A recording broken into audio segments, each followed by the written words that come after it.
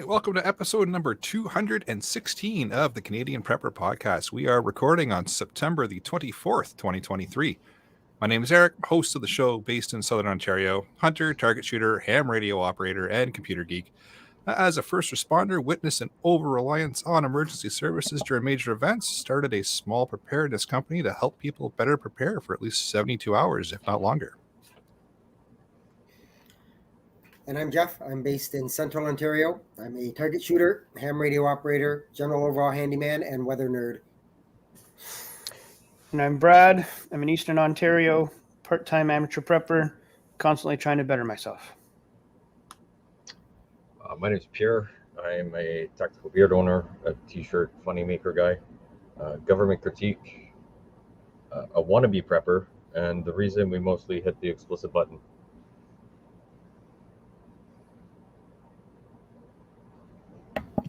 And when I know how to operate my microphone, I'm the frugal gunny. Recently moved to Northern Ontario in the middle of nowhere. I'm an off-gridder, a shooter, a hunter, fisher, gatherer, trapper type, and a generalist. And it's only recently that I came to accept that I'm a prepper. I'm Terry. I live in sunny Central Ontario. I'm a starving indie author, terrible hunter, pathetic fisherman. But despite my failings, the annuals prepper meet has made me their spokesperson. I'm not sure how I'm going to make out of that one, but I'm going to do my best. It's a great intro, Terry. Quite enjoy it. Love it. I'm Eric, Greg, you're up. former infantryman, homesteader, and and I can see Canada from my house. No, that's a pitch. If you want to help to support the show, you can embrace some consumerism and buy some swag. We have both the Canadian Prepper Podcast t-shirt and the tactical Velcro patch at prepperpodcast.ca. All proceeds help keep the lights on, the backup generator fueled, and cover our podcast costs. And if you're enjoying the show, please take a few minutes and submit a review on iTunes or wherever you have found us. We seriously want your feedback, good or bad, even if it's just a topic you want us to cover or something you learned this week. You can email us at feedback@prepperpodcast.ca. All right, so we've got some rolling content for you in this episode. Yes, the terrible dad jokes just continue into episode 216. We're going to start off with some news, as per usual. We'll update you on our personal preps and what we've done since the last episode. Then we're going to get into the main topic, and we're talking about prepping with only a vehicle to yourself tonight. So let's move into the news, shall we? You're up, Brad. Oh, there we go. I hate the fact that Ottawa is becoming more and more and more like a really, really big city. A whole bunch of shootings are on the rise in the last little while, and I am really, really glad that I don't live there anymore. It's at least better than Toronto. It actually is for the moment, but with all the new expansion and the subdivisions going in, all these new people coming in, bring all their problems and hypocrisies and ways of doing things that aren't right, and then you just get pew-pews all over the place, and then we might see Eric more. Yeah. No, true, but I don't tend to run around and go pew pew. Or me. But it's funny, none of that ever happened during the convoy. yeah.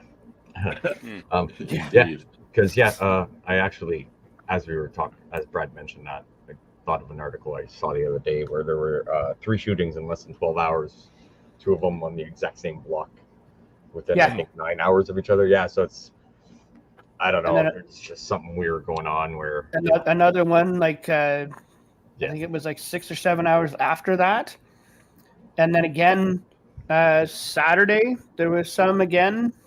Yeah, 1 or 2 others. Like, I am so glad I don't live. And I looked up where all the shootings were, and they weren't terribly too far from different places that I have lived in Ottawa. And I'm very glad that I don't live there anymore. Yeah, agree. Yeah, absolutely. Yeah, it's everywhere. Even up here in the sticks. You listen to the news, and hardly a day goes by when there's not some druggie or something getting picked up, stopped by the cops. They always got firearms. Always illegal. Yep. It's everywhere. Yeah. And I really hate to say it, but was at the in-laws' place tonight, actually in Barhaven, and we heard fire trucks 3 times in, I think, 4 hours. And my wife had said, yeah, she's starting to hear them more and more out where we are during the day as well. And it's all volunteer out here. Mm-hmm. Yeah. So, like, what's going on? Yeah, I live between Cornwall and Ottawa, but am I going to have to move further into the sticks? Yes. The answer is yes. Yeah. Yes, Even without all absolutely. the information you The just said, answer to that the will answer always is be still yes. 100%. Yes. Yeah. It doesn't matter what you preface it with. As soon as you ask, do I have to move further into the sticks? The answer will always be yes, no matter what. 100%. I just don't know how much further you can go into the sticks before you're getting closer to big cities again. Probably have to ask Gunny that. There's a fine line, but I'll take you there. I can take you there. So, and I guess for news this week, I got that Canada and the Indian government are duking it out over this shooting of this Sikh terrorist. The Indians call him a terrorist, and Canada calls them Canadian citizens. There's some feuding back and forth going on there. Still early in the game yet, but there's a lot of finger pointing going on. In politics? No. No, I Never know. happened. You don't say. All right. Anyone else have any news articles or noteworthy things to mention? No, I will stay away do my from the best news. to try and find the news article about the shootings and put it in here, but I'm not making lots of promises for people that follow up in the show notes. No problem. All right, let's move into what we've done lately for preps, and we'll kick off with Brad. Well, actually, I met up with Eric It's true. during the week. Well, he was in town. He had some things he was doing, and he had a couple of things that he had printed off on his handy dandy 3D printer for me.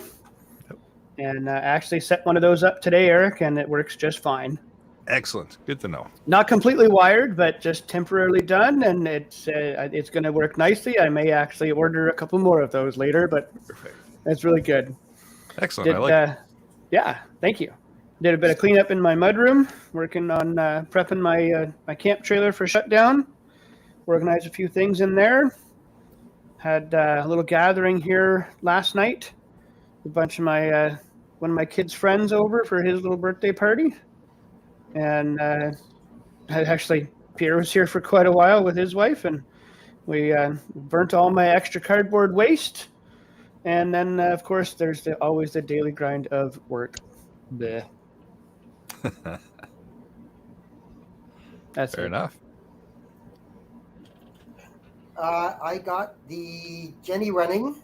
Still needs some work. It still doesn't idle worth a crap, but at least it is running now if I desperately need it. I did some fuel rotation, and outside of that, in case you can't tell by my nasally sound, I've been sick for about the last 4 days. So the beauty of prepping is not that I was scared to go anywhere. I wasn't. I just didn't have to go anywhere. I had everything I needed at home. I had my food. I had my water. I even had some meds and stuff. So I just kind of hunkered down and got myself feeling better for about 4 days. You quarantined yourself against the rest of humanity. I just figured I wouldn't want to upset too many other people by making them sick. I could have, I could have just gone around licking people, but then Eric would have had to arrest me. So I appreciate you not coming by and licking the door handles here. So I didn't. Next time.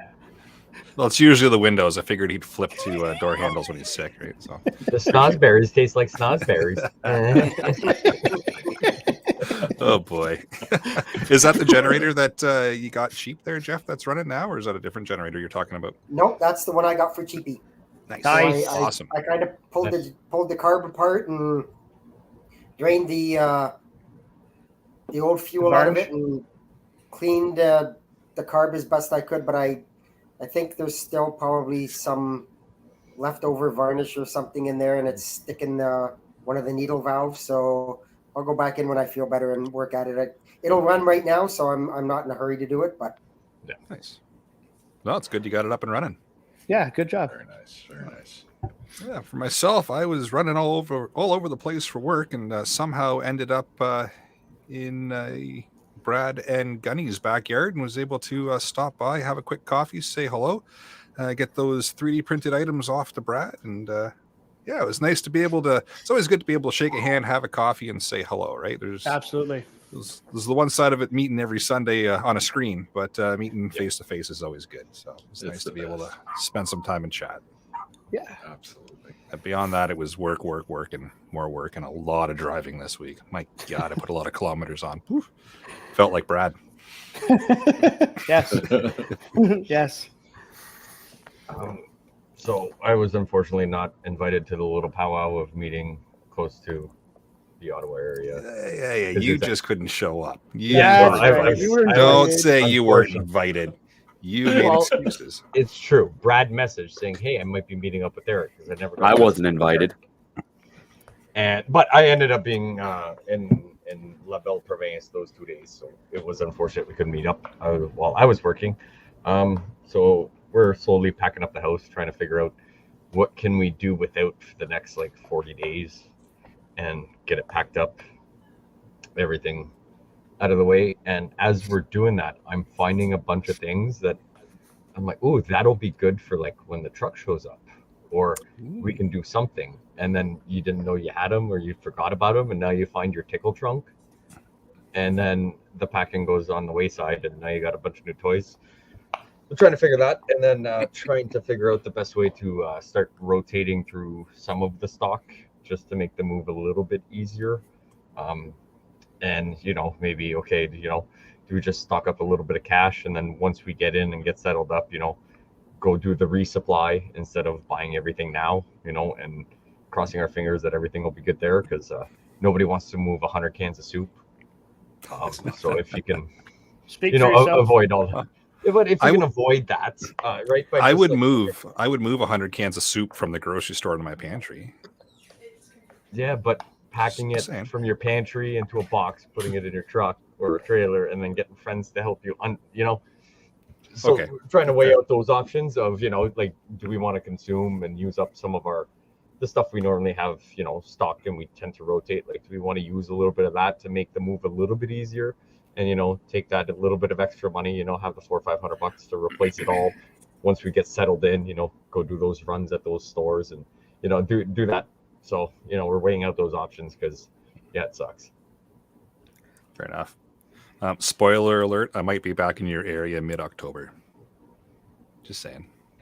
Cool. Well, we don't have another auction until January, so I won't have to go to La Belle Province. Perfect. Frugal. Oh, man. What have I been up to this week? Well, I met up with Eric. And that was kind of fun. What else have I been doing? Been doing a lot of work on the truck, getting it ready, mostly a lot of brain work. If any of you are like me and do everything yourself, you probably spend about 80% to 90% of the time thinking about what you're going to do, so you don't have to mess it up and do it again a second time. If there's one thing I hate, it's redoing a job twice. Oh, that drives me nuts. So, been working on that. Finished preparing my winch. Next step is repairing and swapping out battery terminals, because what I want to be able to do is to run my winch from the front as well as from the back. So my setup is a portable winch that I can drag from the front to the back, and I'm now setting it up so I can run it from the back as well as from the front, so that I can retrieve my snowmobile and repair it for the winter, or also retrieve a large deer, for example. Using my winch and my little trailer. If you're one fella and you down a big bruiser of a buck, it's pretty nice knowing that, hey, I can just use the winch and pull them onto the trailer after I've gutted them and do all of my work, even maybe in the trailer. I don't have to do it on the ground. So having the ability to pull. Sorry, Gunnar, you doing that by like two hitch receivers front and back? Is that how you're doing it? Yes, that's exactly right. I have an add-on front hitch receiver, and on the back or the front, when I want to run the winch and the trailer, because I can run the winch on either side and the trailer on either side, is I'm going to use simply a hitch doubler, which allows you to slip it into your regular hitch. You get a hitch extension out of that, and then there is a second hitch above it. It doesn't give you full 5,000-pound capacity on both of those hitches, by the way. That upper auxiliary hitch will essentially give you about 1,500 pounds capacity. And that's more than enough for me to put my winch on and pull something onto the bed of the truck. So I'm going to be testing that in the next couple of weeks. And if it's successful, I'll probably pop up a little video of how I did it, just using some budget Princess Auto parts. So that's what I've been working on that side of things. If you need some wiring stuff or some welding stuff, you let me know. I've got a location that may be able to accommodate both. Oh, you're talking my kind of talk. I will do strange things for large gauge wire. So yeah, we're done. Well, you know. Yeah. We'll talk after. Sounds fantastic. And speaking of large gauge wire, I've also been making some progress on my friend's solar system, and I published a few videos about that. And I'm just getting ready to go and prepare the cabin and winterize it and shut her down. Very nice. Busy boy. Sounds like it. I think we're off to Terry. Okay, well, I've been looking into backup solar power systems. So I purchased myself a little electrical usage meter. So I've been experimenting this week, plugging it into different appliances that I would tend to use more often and getting a usage over a 24-hour period so I can kind of get a handle on how big a system I might need. Terry, is that a kilowatts? Yeah, it's a little kilowatt meter. Yeah, they work well. Yeah, it seems pretty cool. I'm still in the learning curve, but I've got it plugged into a few things.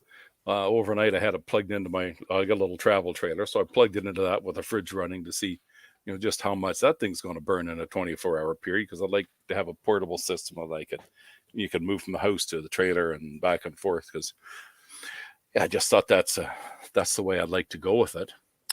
And my other interesting thing this week was standard operational procedure for me. Whenever I go into town, I got to do a circuit of the local grocery store, the local food land. And I swing by the meat counter and look for anything that's budget, anything that's 30%, 50% off. And if it is, it's going in my cart. And I keep the freezers full, and I keep my honey thinking I'm a lunatic, which I might be, but, I got full freezers. So, all's well. All's well. About half and half, right? Yeah, no doubt. Very nice. All right. Well, with that, let's move ourselves into the main topic. So this evening, we figured we'd talk about prepping with only a vehicle to yourself. So this topic was initially brought up by Ian, who has found himself... Who's that? Yeah, I know, right? There must be... There's got to be a typo in the... That was here last week? That was the intern.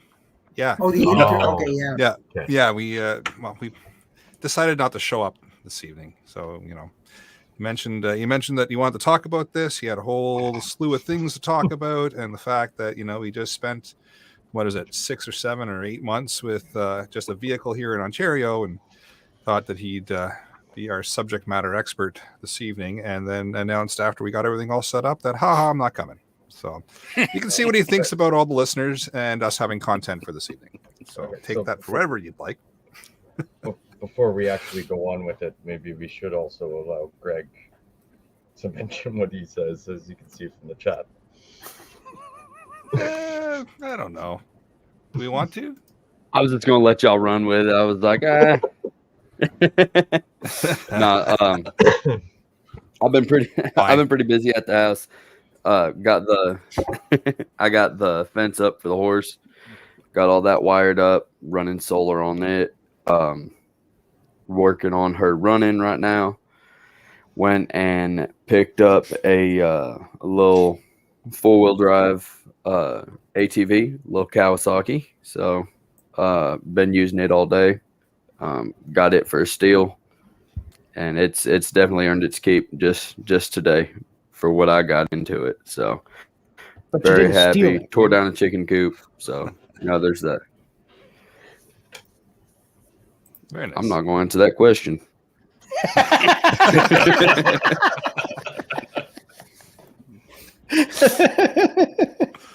Oh boy. But no, I've got the horse home and everything. She's doing great. Nice. So she's acclimating to the weather very nicely. to be from moving from Georgia to Vermont, she's doing extremely well. So I'm very happy with the progress she's making. Very good. That's quite the Well, trip. that's awesome. And sorry for cutting you out there, Greg. You're not in the list in the show notes here, and we're used to you not being here. So I just figured you weren't here, but you are. Come on, man. I just moved like 1,800 miles across the country. Give me a break. I know I've been gone a minute.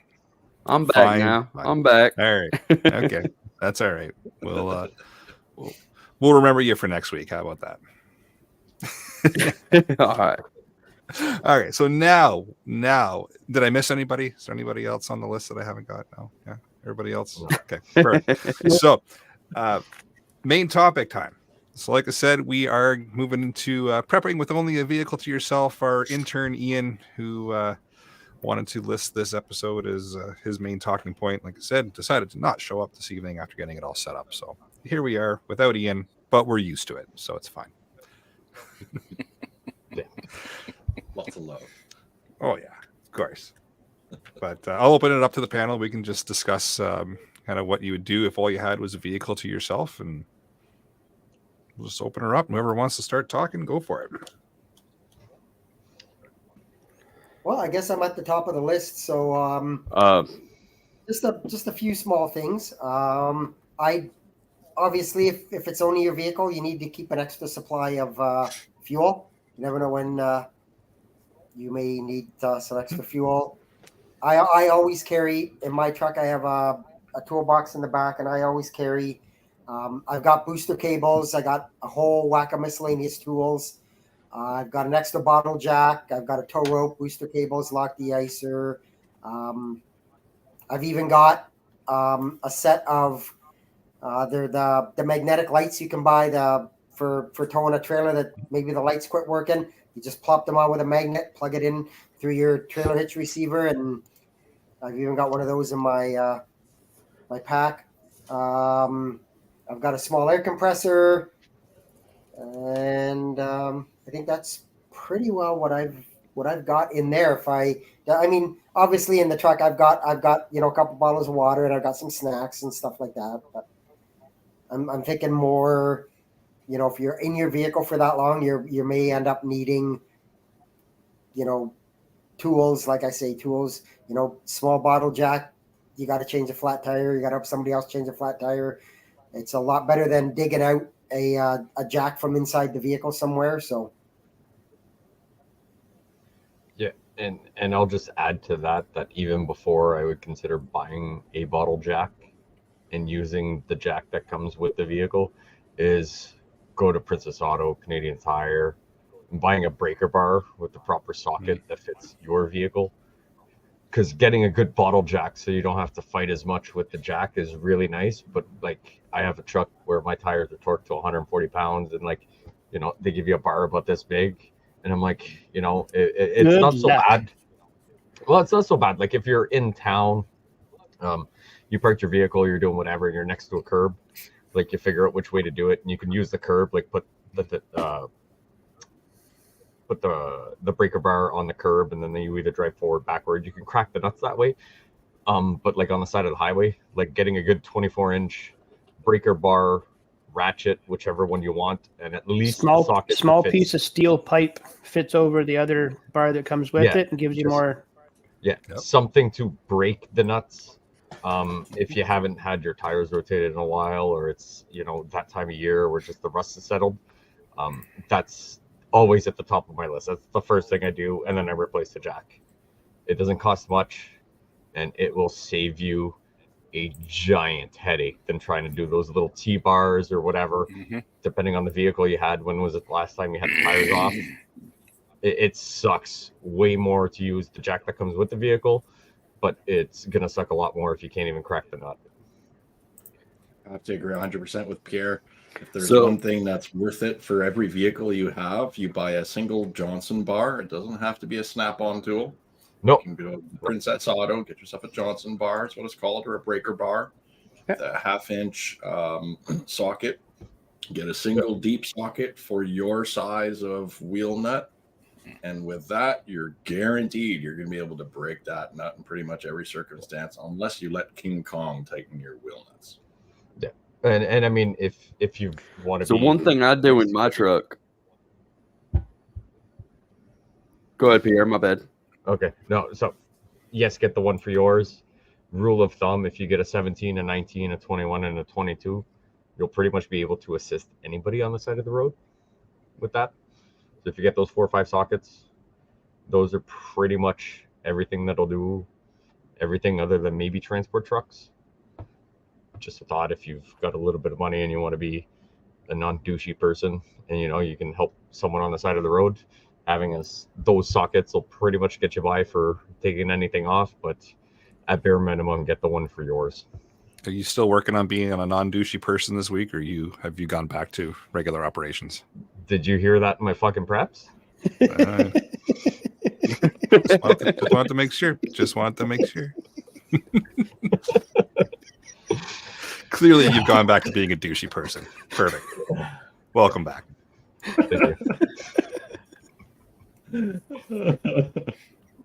Awesome. All right, so I'm gonna go ahead and talk about what I keep in my truck and whatnot for a little bit. I think I got mine at Harbor Freight, and what Pierre was talking about, the main sockets. Harbor Freight has a color-coded impact wheel-specific socket set, and I got a set of the torque sticks, and I'll keep an electric impact wrench in the toolbox in my truck, because if I'm on the side of the road, I don't want to be on the side of the road, so I want to get in and out of there as fast as I can. But I'll use a little electric impact wrench, and I'm gone. I use it all the time if I'm rotating my tires at the house, anything like that. I mean, it's pretty decent size too. I mean, I've got 20-inch rims with 33-inch all-terrains, so I mean, that it holds its own pretty well.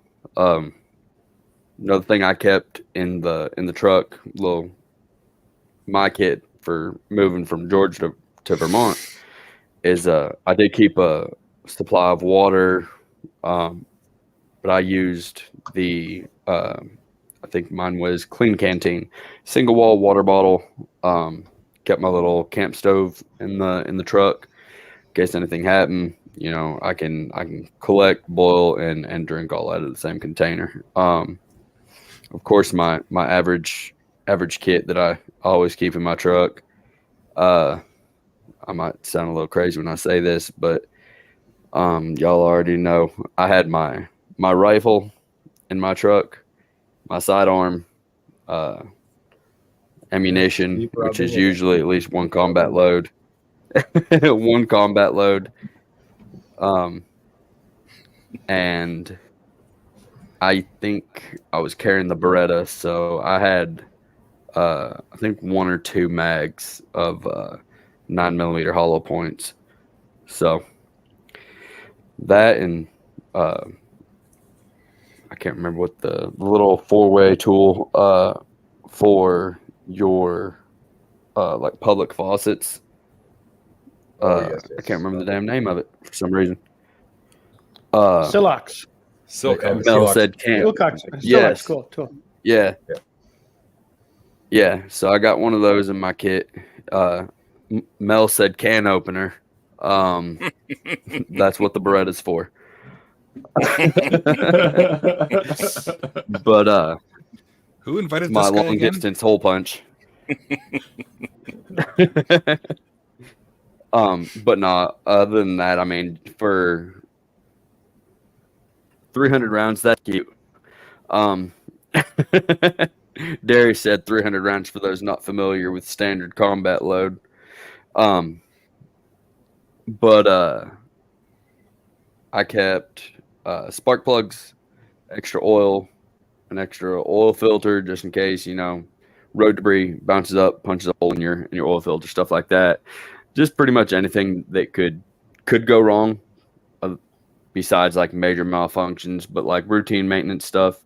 Oil filter, oil, antifreeze, transmission fluid, stuff like that. Extra bit of that. Make sure you can get off the road pretty quick. Another thing is quick steel. Little putty. It's like JB Weld, but it hardens really fast. If anything punches a hole in your oil pan or anything like that, you can bead that up, throw it on there. It'll harden pretty quick, especially with the heat from the engine. It'll get you back on the road fast enough anyway. So nice. You got some. That's really about all I got. Covering the basics, right? Of course, my tow rope and everything. Yeah. Minus the firearms. Firearms aren't basics in Canada, but America and all. That's right. Here, if you're not going to the range or going hunting with it, it could be considered dangerous to the public purpose. But then again, a bat can be considered dangerous. I'm a fucking menace to society. What are you talking about? There's the explicit button.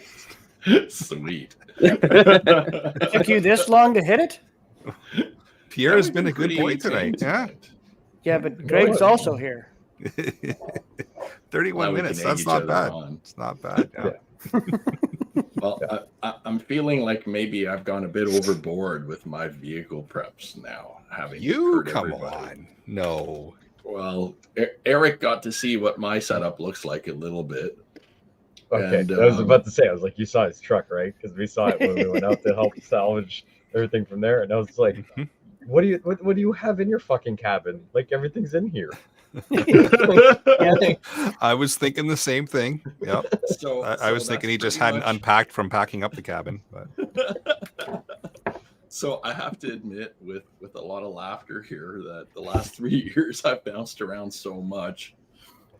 Between going to hunts that are way out in the middle of nowhere, to going to visit friends who are living way out in the middle of nowhere, to buying a cabin way out in the middle of nowhere. I feel there's a theme here. There is definitely a theme going on. Yeah, exactly. So, have you ever been to the middle of nowhere? I might have, but there's like different middles of the nowhere. But if you didn't take a picture, it doesn't count. Oh, well, you see the picture on my background right now? That's one of those middles of the nowhere. Nice. Yeah, I believe that picture was taken, that was about an hour north of Lone Lac, Ontario. Lone Lac, so it's just dry? So, Lone Lac, so it's dry, right? Lone Lac. That's a French lake. joke. Yeah. So Lone Lac is a tiny little town about 2 hours past Hearst, if I'm not mistaken, an hour and a half past Hearst. You drive through this big dead zone to get through to it. And then from Lone Lac, we went about 1 hour north into the bush. So that's the photo you have behind me. So I regularly go to places where people don't exist unless they're visiting, where the animals are the owners. Oh yeah, I love it. But it's a place that's very unforgiving. So if you make a mistake out there, you're on your own. You probably don't have comms unless you got a ham radio like Eric. And that's something I'm going to be working on, because when I go out there, I am so far off from the beaten path that there is no CAA or AAA for our American friends. That you don't get those. There's no Amazon next day delivery. No Amazon, no mail. It's 2-day delivery where he goes. There might not even be a paved road within an hour's drive of a lot of the places I go. So my vehicle has then become my mobile base of operations. So I typically carry about 16 liters of water in the back. And I often use this water for people's dogs who, a dog can dehydrate really quickly. And so I've often given my water away for dogs who need to have a drink. I've used it to make hot coffee, hot tea by the roadside, to cool down, to wash wounds. I've used it for just to see through my sunglasses when they were full of mud, because it was a really muddy trail to drive through. So water can be useful for all kinds of things. So I keep that around for, it can also be used when it's really, really cold out. and things are freezing, if you need to thaw something out really quickly and you have thawed water in the vehicle, it doesn't take much warm water to completely take ice out. So if you've got something that's iced up really badly and you've got room temperature water in the vehicle, you can do all kinds of neat things with that in the wintertime. So I keep water at all times. Do not use that to unthaw locks and your windows on your vehicles. Good point. And very bad for you. Yes, other things, those are 100%. But do not use it to unthaw vehicles, vehicle locks. I mean, the lock's fine, sure, but it's going to be way worse later. Windows, you'll probably smash the window. Yep. Just if you drop have it, your, just Google it. And that's where the Beretta comes back in. Yes. If you're hunting in Sub-Zero and your firearm makes it into the drink, you definitely don't want to wash it with more water. No. That calls for a different thing. So definitely a good point there, Pierre. It's gotten me out of trouble many times. I also keep food in the truck at all times. I typically have little snack bars like Lara Bar or Cliff Bars, something that has a high amount of protein and good, highly accessible fruit sugars. So I can get a quick boost of energy if I need to go for quite a while without sitting down to make a meal. It's good to have something that has like dates or apples in them, real fruit. But I also have dehydrated food. So, your camping type foods that you can get at Mountain Equipment Co-op or even Canadian Tire here in Canada. Walmart carries it too. There's different kinds. You just add water and away you go. You got yourself a good meal. So that's another thing that I keep in the truck. I usually keep about, let's say 5 to 6 days worth, if not a bit more. So if it's me and a friend and we're stranded, something happens, vehicle dies, we're not going to starve. We're not going to die because we're out of food and water. So that's the basics. I also keep a ton of tools and repair supplies. And I actually took notes, and I'm a little bit surprised at how much I have in there. So there's a reason why my pickup truck is a 1/4-ton truck that I had to add a whole bunch of suspension parts to. So that's the downside. When you come equipped with a whole pile of stuff like I do, you need a big vehicle or a little trailer or a lot of capacity, or like Eric saw, your 4-seater becomes a 2-seater truck. So here's a quick list of some of the tools. Hate it when that happens. I keep. Oh, I know it's crazy, but that's where I'm at now. So I have kept an OBD2 reader in my vehicle same way for a right long now. time. Oh, so you know what it is. It's a mobile base of ops. At the very least, because it's a reliable vehicle, I know it's always there with me. That base is there, so it's that. But I have to have a complete socket set. I have impact sockets. I keep a Johnson bar in there. I have a number of cordless tools. And yes, I know I talk a lot about having hand tools, but cordless tools save you time. When you're by the roadside on a highway and you got to replace a tire in the left lane of a full 100 kilometer an hour, 60 mile an hour highway where people can barely even keep straight on the road, man, that is stressful. I don't want to be there for any longer than I have to. So if I have to change a tire out, I want to get in and out quick. So I keep cordless. Here's what I keep: angle grinder with different kinds of discs. I keep a chainsaw. If a tree falls down on the track, I want to be able to get that out of there really fast. If it's -30 to -40, I don't want to screw around out there.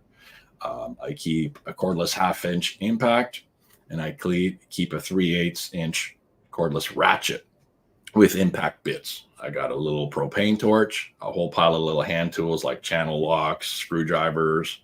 I keep different kinds of wrenches, ratcheting wrenches, good old fixed end wrenches, an adjustable wrench, a really big one. Pipe wrenches are really good for swapping out trailer balls on the fly if you're stuck. I keep a pick, 2 or 3 different kinds of axes. I usually have a chopping axe, a splitting axe. Pick. Yes, I keep a pick in there. You go mining or something or what? Well, I do have a prospecting license, so I actually have God damn it. an actual rock hammer in the truck. I keep a 3-ton come along with a snatch block, a small hydraulic jack, a little bottle jack, a larger one that acts as a stand because my truck is slightly lifted, so I need to be able to reach up in certain circumstances. I keep an air compressor in there. Usually when I'm running around the back bush, I have some sort of defense in the wilderness type firearm, usually a shotgun.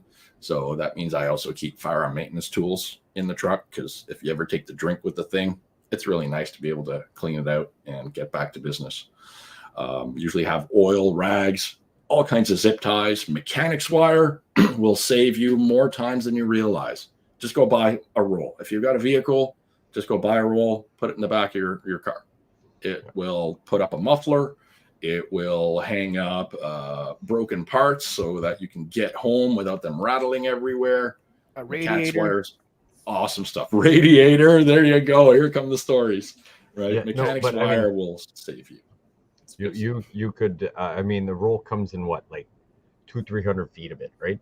Yeah, and Like, in a pinch, it's crazy. So like, I mean, having that will do all those other things, but I mean, if you end up in a scenario where you kind of fucked up your arm, you could, run that back and forth 40-50 times and kind of make yourself a splint.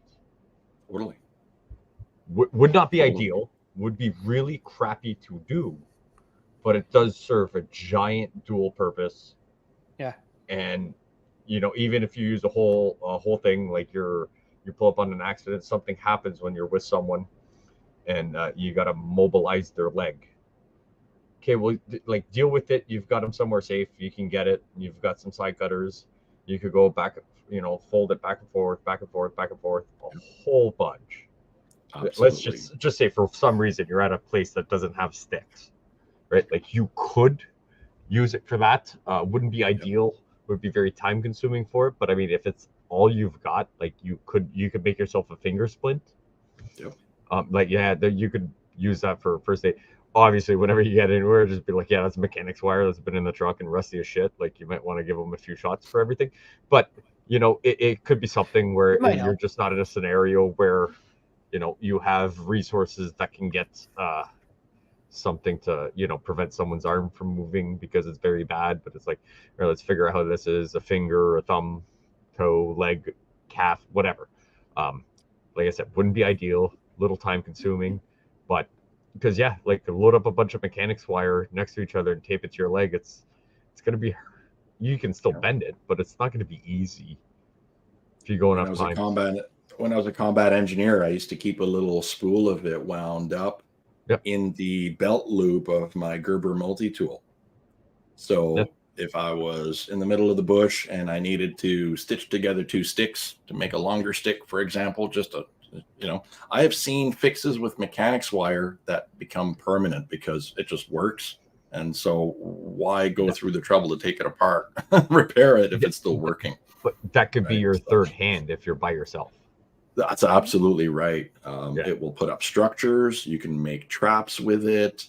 You can repair a vehicle, get it back up and running with it. It's pretty miraculous stuff as far as I'm concerned. And very, very cheap.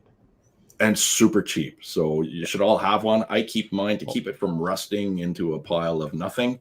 I keep it in a little Rubbermaid bin in the back of the truck with some of my other tools that I keep. So I love mechanics wire. It has gotten me out of trouble many times. I'm shocked that we just said that it's very, very cheap, and that's something that Gunny was interested in. That's odd. I know, right? Am I the only one that finds that odd? Yeah, no. You saw his truck. So out of character for me. That's very out of character. You saw all the supplies he has. Oh yeah. Do you keep a torque wrench in your vehicles? Great point. No. Yeah. How many people have swapped out in an emergency? They swap out, they put their donut on, and they start making their way back to town. And they didn't properly torque it, and so they keep driving with it for another day or two, because that's just another day or two, right? You run that bitch down 3 ooga doogas and call it a day. That's right. Next thing you know, you got this funny little sound coming out of the wheel well, the wonka wonka wonka. And you might even hear that funny dinner plate sound, the whole thing buggering off on you. So It's a good idea to torque them down. I keep one in the truck. What else do I keep? A tire gauge. Listen, cross-threaded or torque to spec. Tight is tight. Yeah. Agreed. A man after my own heart. Hey, in a I bad fix fix, equipment. you can cross thread something if the threads are screwed. Well, that's not the right term. Mhm. If the threads are gone or in rough shape, you can cross thread it sometimes just that one time, and it'll hold just long enough to get back. Yeah. But man, that's hairy. I wouldn't rely on that. You know what I mean? Yeah, No, but if it that's got one me of out of them. a jam, You're do it. crawling to the next location. Yeah. Now this is one of those situations. If you have to do that, you may want to double up with one of the other fixes I always have in the truck. So double up with mechanics wire, duct tape, right? There's all kinds of ways that you can. Because that'll hold your keep fucking shoring wheel things on. up. Bubblegum? Well, maybe not the wheel, but amazing No. things have been done with tow straps, with Yeah. ratchet straps, Absolutely. things like that, right? Yeah. That's another thing I keep in the vehicle, a pry bar. If you've ever had to readjust an alternator while on the roadside, a pry bar is a really, really welcome thing. It is really hard to tension a pulley by hand with just your hands, unless you start digging for your jack handle or something else that's hard and steel and narrow enough to slip in behind an alternator to give it some tension. So that's like a quick run of just the tools that I have in the truck. I still have other stuff. There is Do a you wanna lot of hear it? stuff in your truck. But do you have a Hello, rifle? number 2. Sometimes I do. Sometimes I do. I always have a whole bunch of load management gear. Mhm. So I got a bunch of winch, what, sorry? load management gear. So, you put on all kinds of stuff in the back. You put it on a trailer. Oh, you that put kind of load. Gotcha. Yes, you're thinking of OnlyFans. Different thing. So I'm talking about things like my winch, the front and back, pitch receivers that I use, snatch block. I have a couple of different sizes. I have 2 or 3 different soft shackles. What I love about soft shackles is that they're infinitely more flexible than a hard shackle when you're doing recovery work. Are we back to OnlyFans again? Oh, geez, maybe are we? Did we go back there again? I couldn't let you say soft and hard shackle and not go there. Sorry. Carry on. Well, it's a new thing. Goes, baby. Let's I just see didn't how know it what goes. they were until a couple of years ago, soft Yeah. shackles. And Yeah. now that I've used it a couple of times, I'm sold. My new winch rope, my new winch cable has a soft shackle on the end instead of a hook. Yeah. Because then I can pull somebody else out and I don't have to worry about destroying a whole bunch of stuff and worrying about big metal hooks that also add weight, etc. So all kinds of that stuff. I have tow ropes, recovery ropes, tie down straps. I keep a couple of chains in there. And I even have traction pads, even though I'm not a huge fan of those things. I've only seen them work like maybe 2 or 3 times in my lifespan so far. So it's not something I prioritize on a vehicle when you're going off road, but it can get you out of a jam in a pinch without you having to do a lot of recovery work, right? Yeah. First aid kits, I usually have 2. I have a small one that I can throw somebody. It's big, it's red, highly visible, and I have another one that's a little more incognito. It's an old flying bag, a carry-on bag. But in there, I've got a bag of saline. I've got a rubber hose, so you can use it as a tourniquet in a pinch. I've got all kinds of bandages. I've got peroxide. I've got a whole bunch of stuff. Like, it's too much to mention. But I got lots of first aid stuff in there because, again, I've had to do a lot of first aid on myself in the bush. And if there's one thing that's really horrible is when you're leaking and you've got one hand to work with. And so now you're looking through your first aid stuff and, oh, geez, where did I put the boo-boo kit? Where did I put the iodine?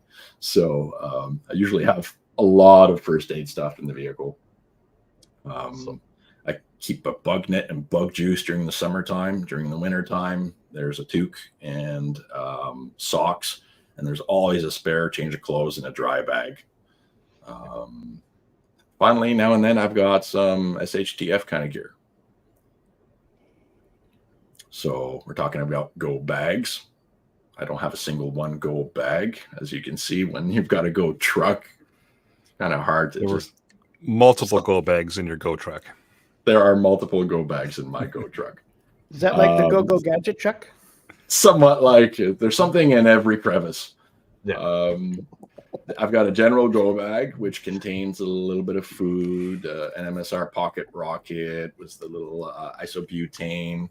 I got some water filtration stuff in there. I've got various kinds of knives. I got survivor cord. I got a little beeswax candle. I've got a map and compass.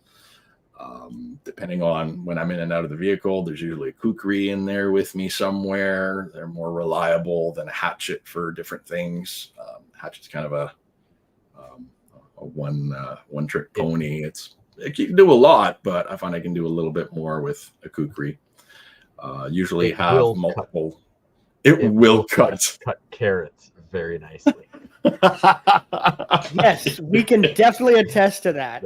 Oh, I'd forgotten about that. I didn't. As soon as you said it was, hey, he's cutting carrots tonight. Yeah. Yes. Yeah, it's got carrots. Veggie preps. Yep. It will do a better job of processing carrots. A kukri will do a better job of processing carrots than a whatever knife I gave you that day. Yeah, you'd given me another knife, and I remember trying the Mora Garberg out on my side, and that did a terrible job. So I went off to the kukri, and it did better. Yeah, it was good. It was a good time. So Jeff in the live chat brings up the fact that Gunny, you're going to need a trailer, and I don't think he's wrong. Yeah, he's absolutely right, but I'm going to need the ideal trailer, and I haven't seen one yet that I'm happy with, so that's going to be another video. I'm going to build my own. There you go. A video series, more like it. It's going to be a series. Yeah. There's going to be a lot of features to this trailer. Build your own. And I haven't gone over all the rest of the gear, but you're starting to get a picture of what kinds of stuff I've got in there. Usually keep rain gear, rain boots, a little power pack, jerry cans. It's a mobile base. So how did I get to thinking this way? You might be wondering. Where does this sickness come from? When I was a combat engineer driving for my section, and my section was like, depending on how many people were there, anywhere between 9 and 12 people at the most, but usually between 9 and 11. So I'm packing gear for 9 to 11 people. And I got to know where it all is, because when they're running to the truck and, oh, by the way, I signed for it. So when you sign for something and you're working for the Crown, guess what? It's up to you to make sure it comes back, right? So I had to keep an eye on all the gear, and I had to think in advance of what to do to try and help out 11 men in the bush who are going to be prone to doing all kinds of stupid stuff. So I got to have all their tools. I got to have room for them and their living stuff, their packs. I got to have mission critical gear. I've got to have vehicle recovery gear.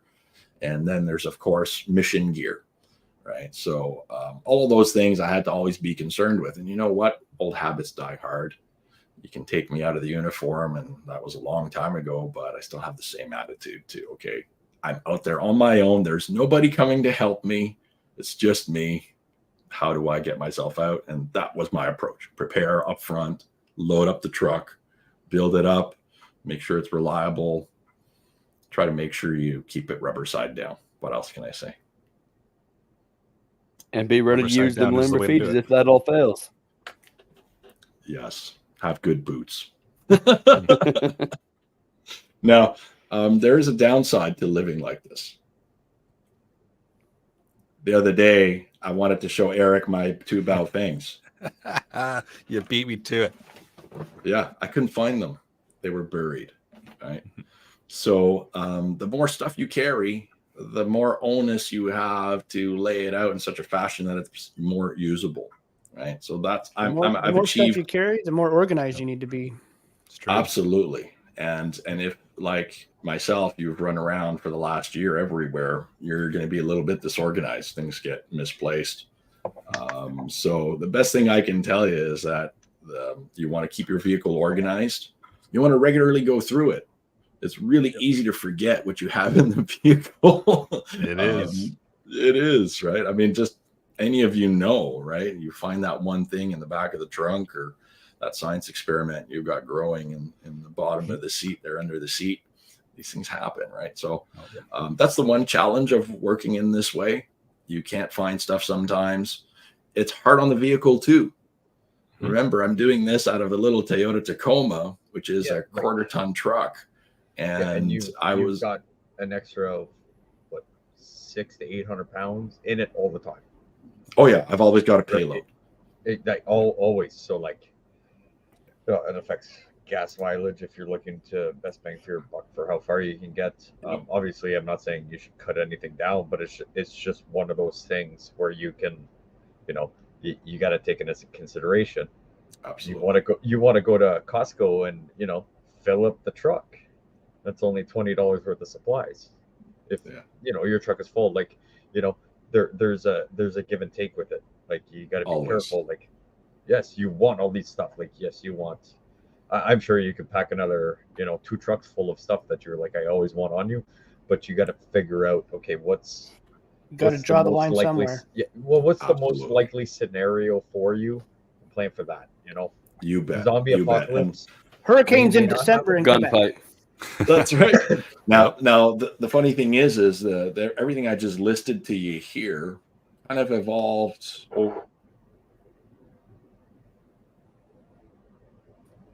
Gunny? Oh, did we lose him? Oh, Gunny, push the play button, not the I pause thought my button. internet fucked up. So we've lost Gunny. Those that heard he was trying to dig up his Balefang radios to show off, don't worry, calm down, relax. We still got to show off some radios because I was able to access all of mine. So we couldn't find his stuff, but we had all my stuff out, and I was showing that off at least. Well, I think we got him back.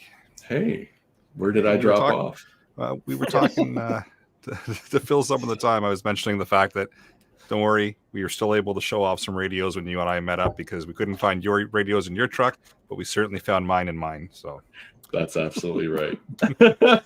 We did have a minor show and tell though. I was able to find a few things. Yeah, it was fun. It was good. It's good. So that is the disadvantage.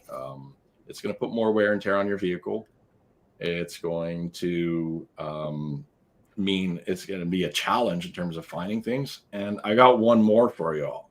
It's another one that's maybe less thought of, but any of you who live in the city will think of this. The more you keep in your vehicle, the more it can be stolen all in one shot. You're right. So I'm highly paranoid. I'm highly paranoid. I don't like leaving my truck out of sight. I don't like going into town with it. There's neighborhoods I'll just try to avoid altogether because I don't even want it to be seen. Now, my vehicle doesn't look like much on the outside, and that's a big part of my MO is to not look like much. It's literally gray. But that being said, it is one of the most stolen models of vehicle in the country, in the top 10. So put a different symbol on it. Yeah. Just to remind you, Jeff is here. I just gave you your secret.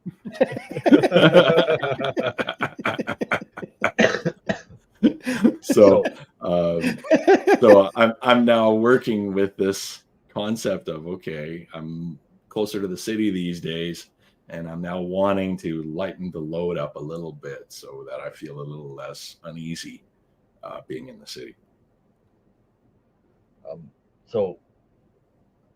Mel mentioned, there we go, sorry, in the chat that AirTag everything, some of the stuff you have, and I will agree and disagree at the same time.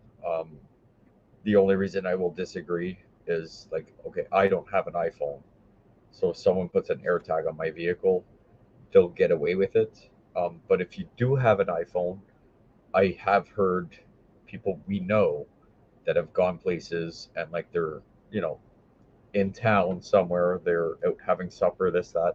They get home, next day they start the truck up and their phone goes ding. New AirTag, do you want it? Or do you want to access it or something, right? So someone AirTagged their vehicle. So this is not going to be budget friendly. But there are other options of standalone tracking GPS systems. What I do for work, we have a few different options, a few different things. You can have them wired into your vehicle. You can have a standalone battery system, remote access to them, all these things.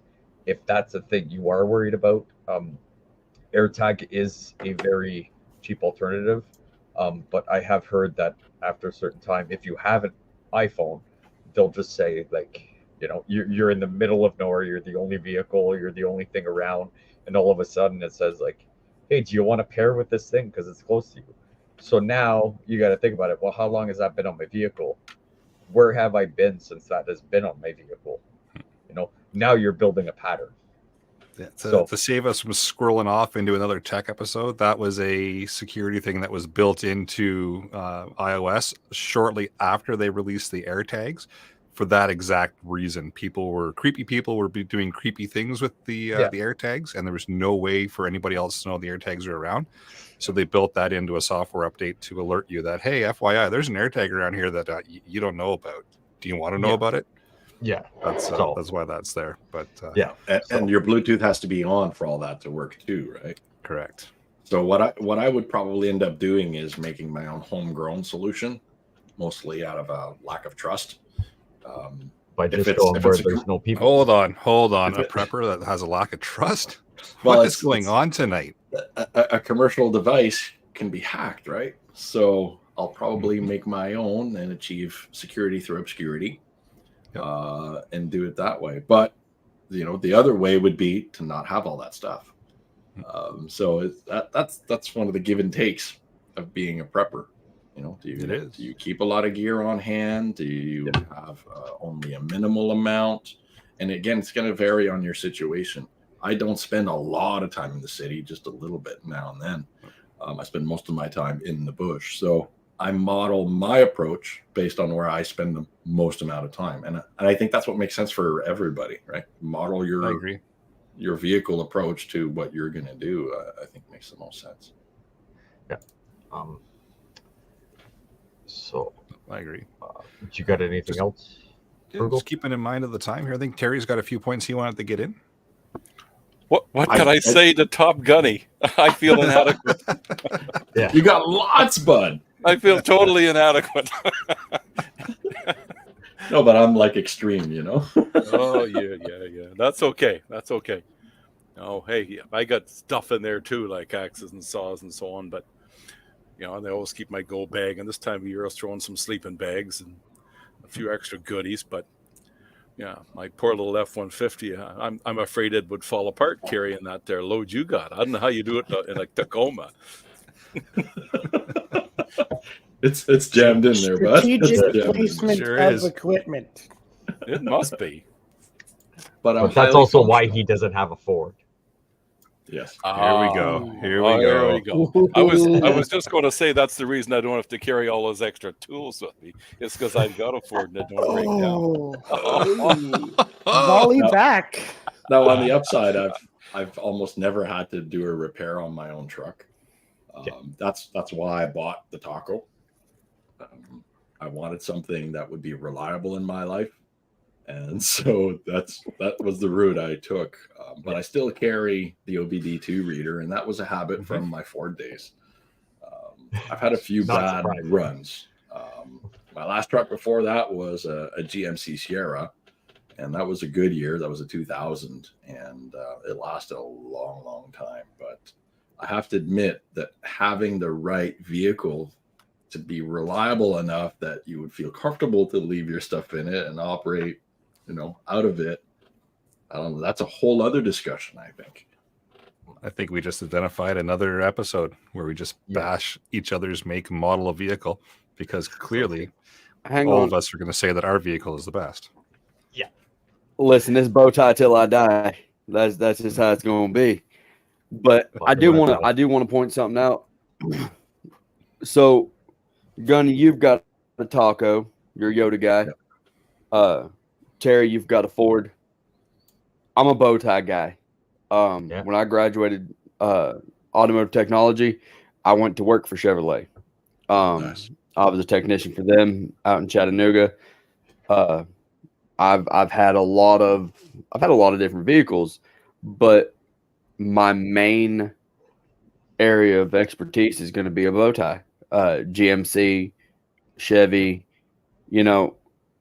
So if you're a bow tie guy, it would make sense for your vehicle to be a bow tie or a GMC. Yeah. So Yeah, what whatever vehicle you've might be got knowledge. best for me? Exactly. What vehicle might be best for me might not be best for Terry. If Terry's been driving Fords his entire life, you know, he's probably going to look under my hood and be like, all right, I can get by, but he's not going to know those specific areas. Like I want to say it was 2010, Ford had a safety feature to let you know that the battery was dying or the battery was going dead by keeping the headlights on, even when the vehicle was cut off. So Ford's big bright idea was to let you know that your battery's going to die. We're going to kill your battery. So those little things. But if you're not a Ford guy, chances are you're not going to know that. Yeah.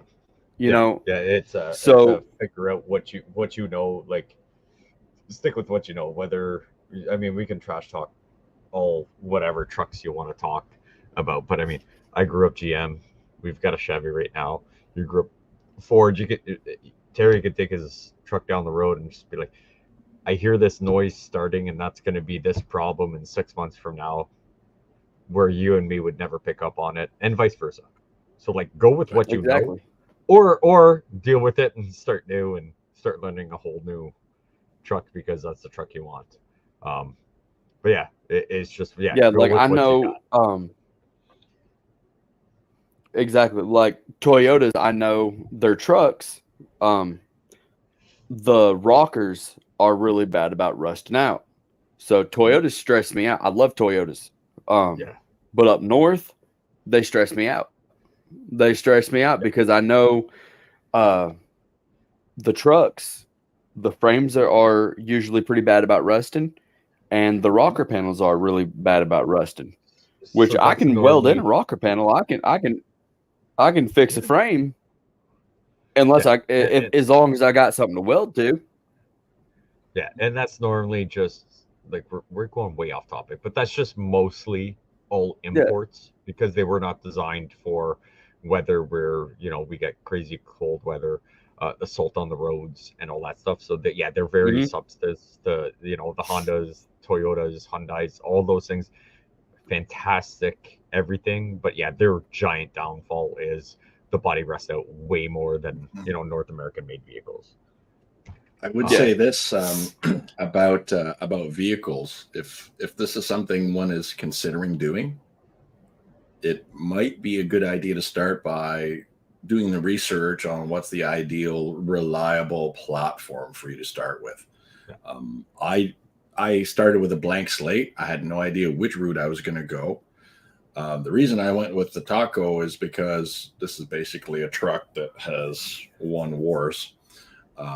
And resistant warfare from very, very modern civilizations. This little truck has fared well. So I wanted something that was that level of tough, but also small enough that I could go into a really hard road. So I knew what my requirements were.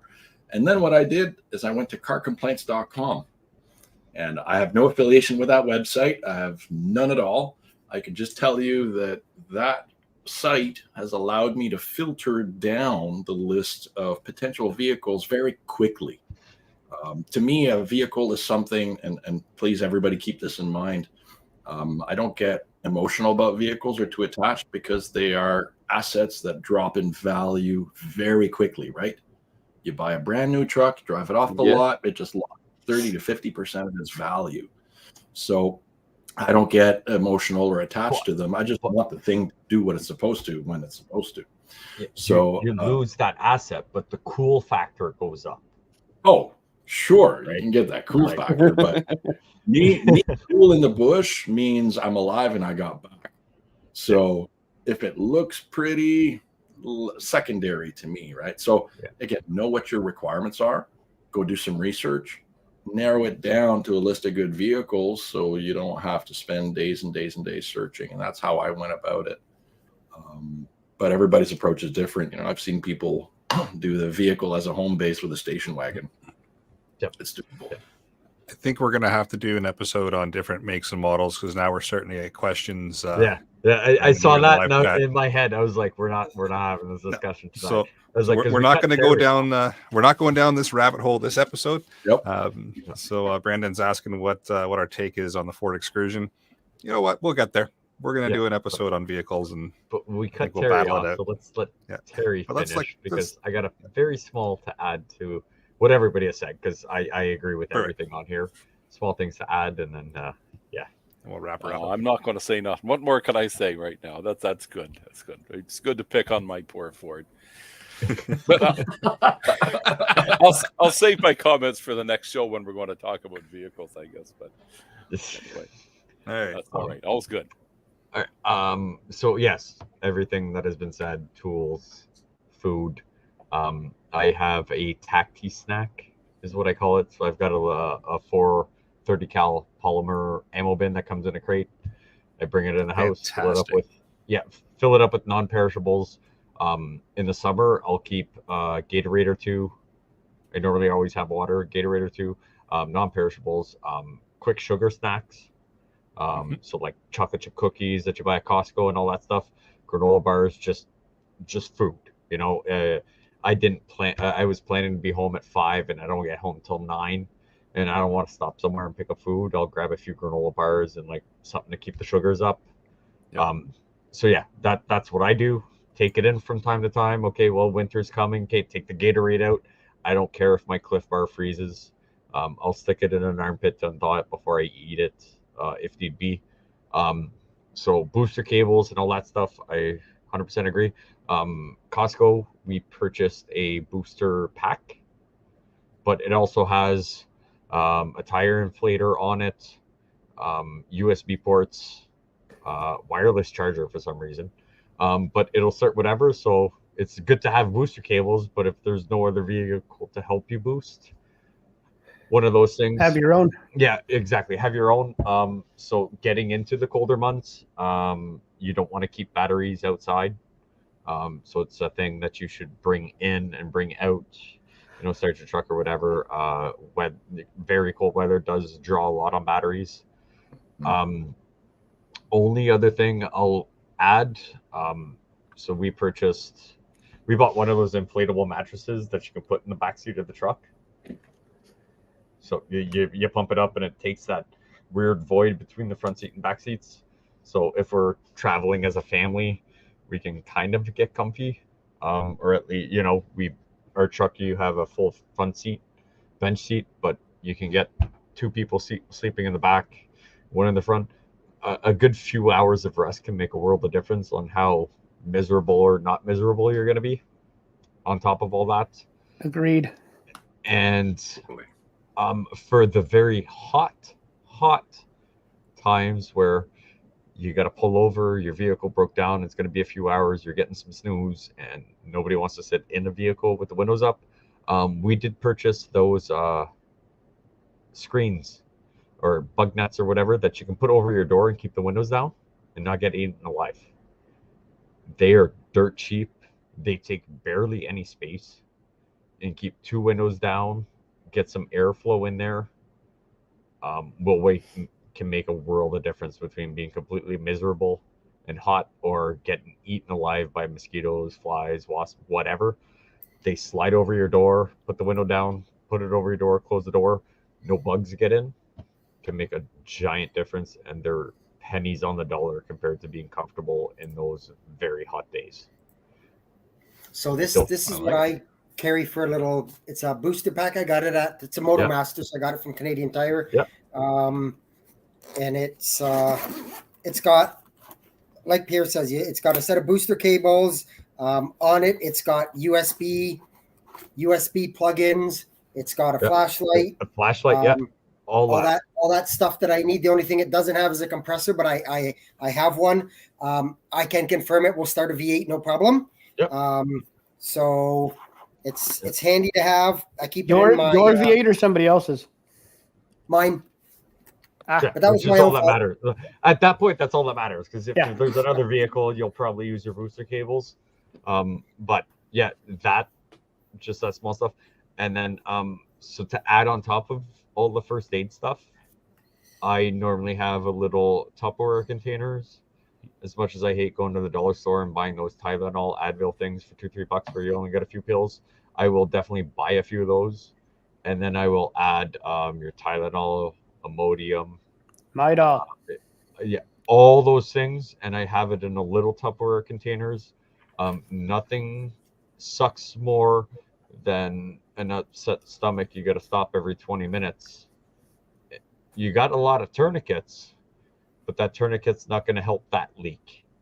But having those types of medication with you, boy, can at least get you somewhere where you can get help. But Tylenol, Imodium, Midol, all those things, little Tupperware container, you can throw it in your glove box. It doesn't have to go in your go bag or whatever.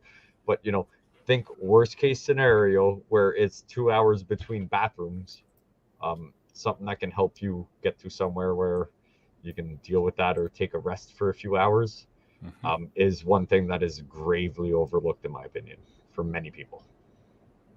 I like it. It's a good point. Good one.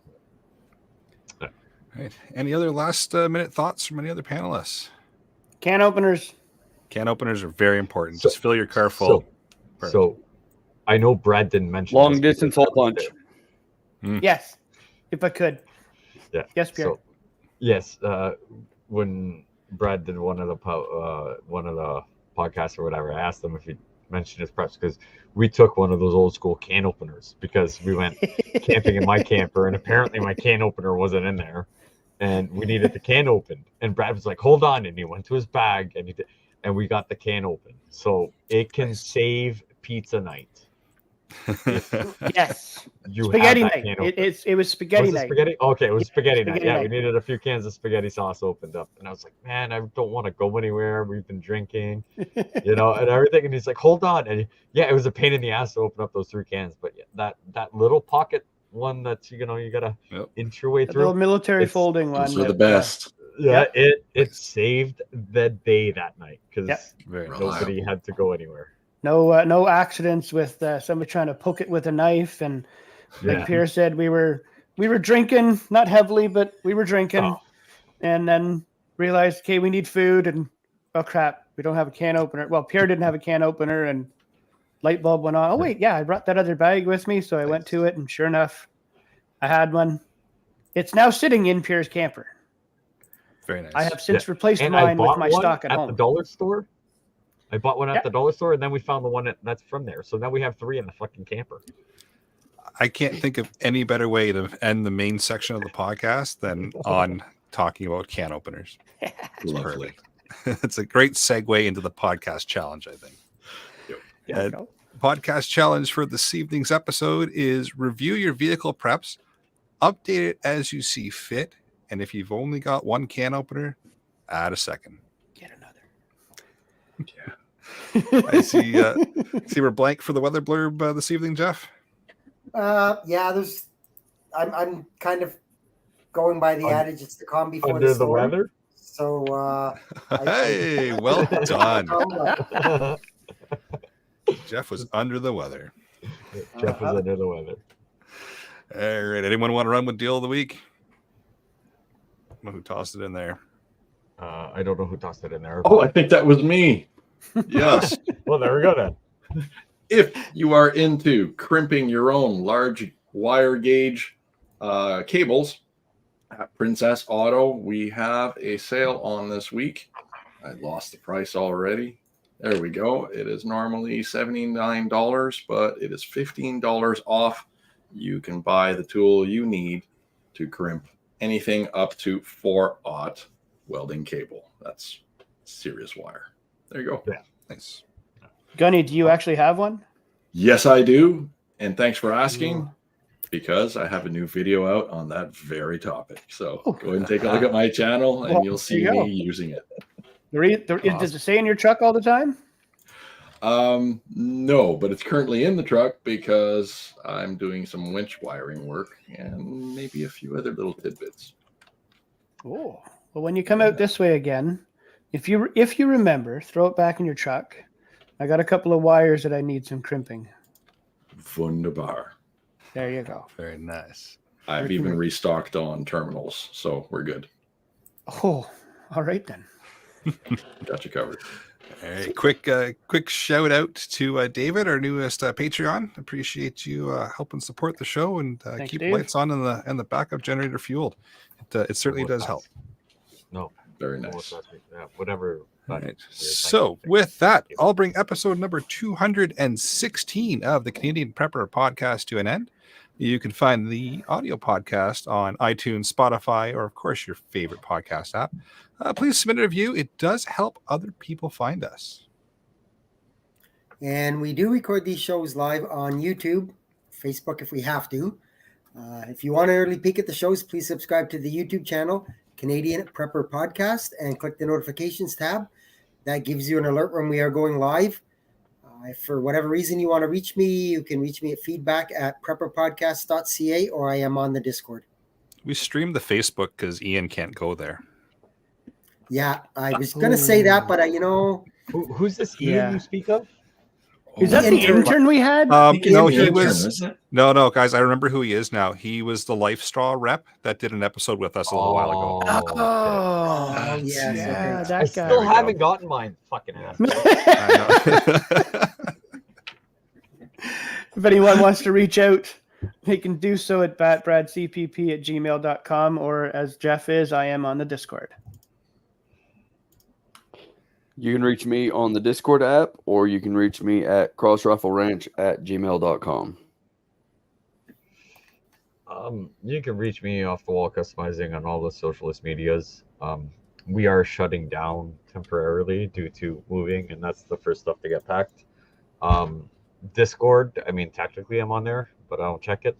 Or you can find me Monday nights on the other CPP, where I talk about critiquing the government and being way more explicit than on Sunday nights, because it's a work week thing. And me, you can reach me on Facebook on the annual Preppers Meet Facebook page, or on my email at terrylblackmore@hotmail.com. You can find me, the Frugal Gunny, on YouTube, Rumble, Facebook, Instagram, and CPP's Discord. All right, please check out Rapid Survival at rapidsurvival.com. You can get me there on the live chat. You can also email at feedback@prepperpodcast.ca. I'm pretty sure we got Greg already, right? Yes, we did. Yes, we got All right. Greg. Perfect. Don't Just want wanted to to forget make sure I about didn't miss it again. Thanks for joining us this evening. Until next time, be prepared, stay safe, And keep learning.